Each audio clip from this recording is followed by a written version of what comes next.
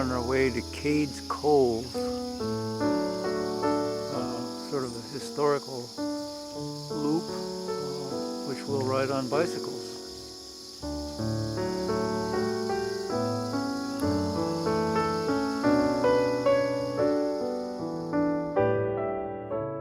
So on September 1st, Labor Day, we hiked up LeConte Mountain to spend the night at LeConte Lodge. The next day, Tuesday, we hiked down and refreshed ourselves and rested at the motel in Gatlinburg.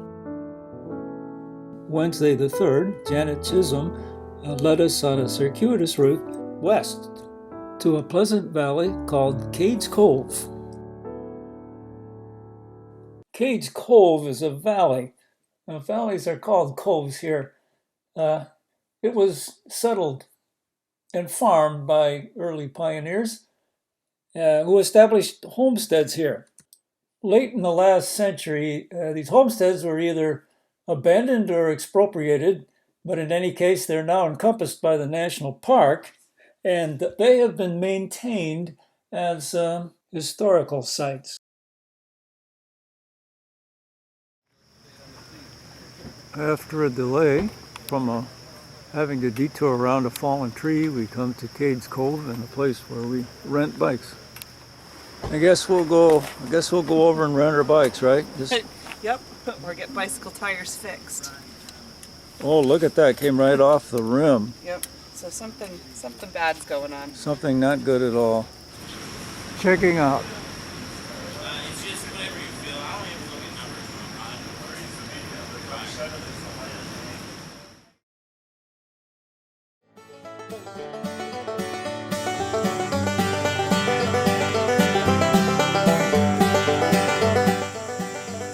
Found my sunglasses. Good.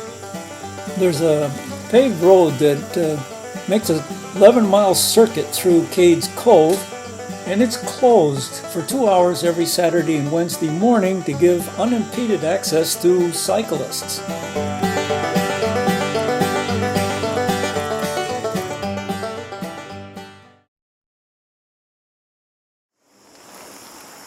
Here's the Methodist Church of antiquity. Not ornate. Very functional.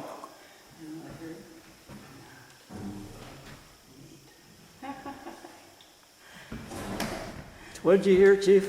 I heard not or neat. Oh.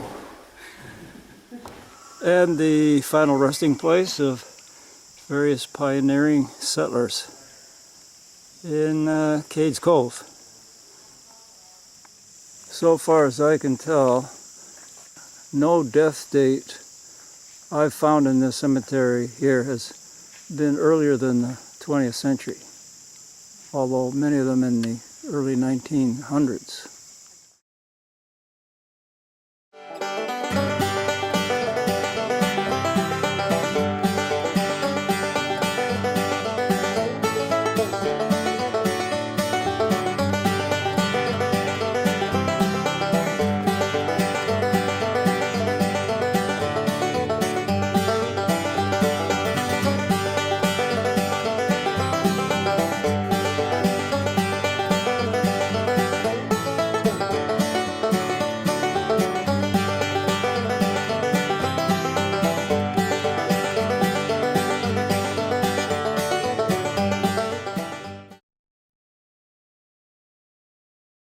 This is a missionary Baptist church.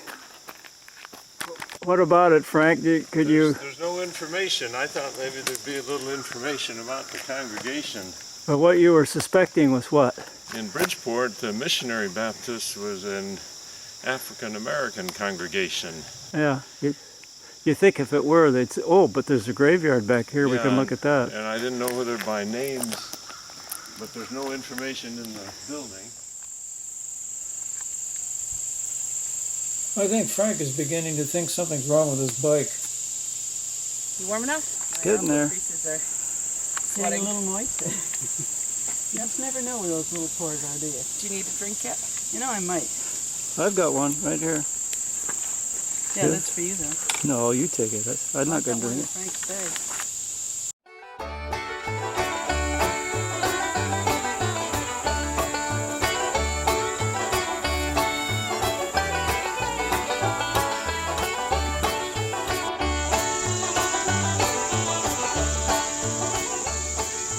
Well, we're halfway around the loop.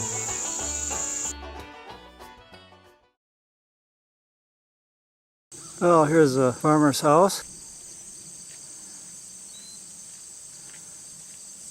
The Dan Lawson place. Not much to be seen inside, but it's clean. The Park Service hasn't provided furniture, but they've made a new fireplace. Upstairs, the loft, not much to see. Looks drafty, doesn't it? Well, we'll go check out the barn. The barn. But I think these aren't hand hewn. Well, That bottom one looks like it it is. might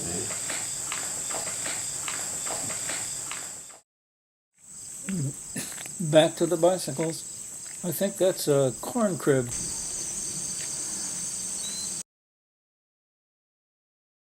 A little way up the road, we ran into this barn called a cantilevered barn.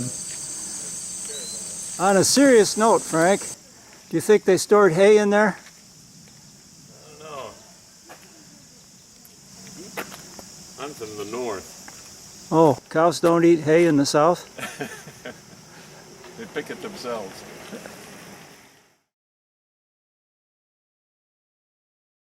There's Frank. Okay, He's got a broken bike, but he can go downhill he's smiling. in great shape. But when he goes uphill, he comes to a screeching halt. Well, Frank's got a half broken chain here, so that chain will ride up on the derailleur only, or on the sprocket cluster only so far before it derails. So he has to walk uphill. There's the broken part right there. Okay, yes.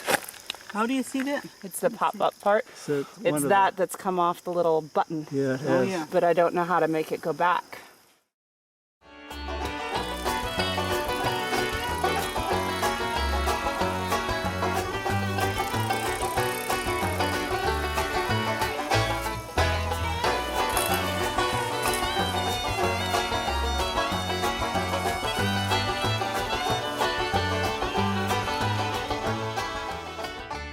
After our circuit of Cades Cove and Janet's traditional reward of soft ice cream,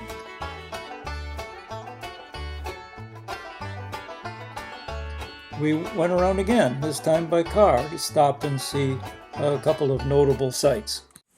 Hi, we're at the grist mill here in Cades Cove, and we're looking at this device and trying to figure out what it's for. If you take the handle down here and turn it, these drums will go together and possibly Squeeze something. squeeze something. I don't know. And there seems to be a spout here for collecting juice. Or water. We're just guessing what to do with this, and then we're going to find out from some ranger. As a matter of fact, we did find out what this contraption does.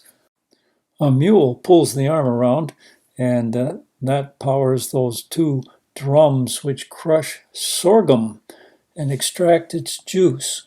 This has several sections in it, and we think it went over a fire like this to burn sap.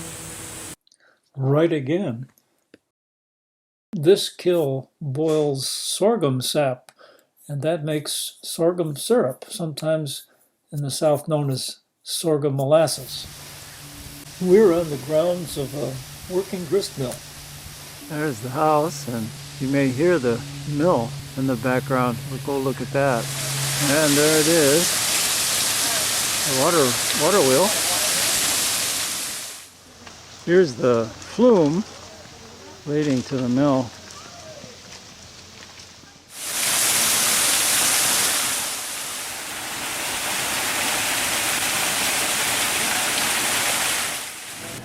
Inside we see the hopper into which customers deposit their corn. Docent is explaining to Frank how the miller adjusts the space between the two millstones according to whether the customer wants cracked corn or flour. Different customers might want to. Yeah, he may want to look for crack on a lot of stuff. So this is the distance between the two stones. That controls the texture. Here comes the ground flour. It looks pretty fine. Now here are the inner workings of the mill, the gear work. They very much remind me of the gear work we saw in Holland and those windmills. Very basic technology, but effective. We wandered around the museum grounds, admiring this cantilevered barn, but soon followed the sound of music to the porch of a ranger station, Coombe gift shop. There we listened to this banjo picker play, and I bought a CD of his, and he entertained us. In fact, he played the very song you're listening to now. Pretty much fiddle, banjo. That's the type of music mostly that have been played back in the Cove here. Okay. They didn't have these other instruments back here in the Cove, in the era where I'm portraying. They didn't have auto harps, for example. No. Well, not back here. I see. All they had was fiddles and banjos that we know of. There's no other record of any other instruments being back in here until, say, 1950, maybe something like that. Okay. Thank you. We ended our visit by joining Carl in a rousing chorus of Elmer and the Bear. Here comes Elmer, Elmer's got his gun. Here comes Elmer, run, bear, run. Here comes Elmer, Elmer's got his gun. Here comes Elmer, run, bear, run.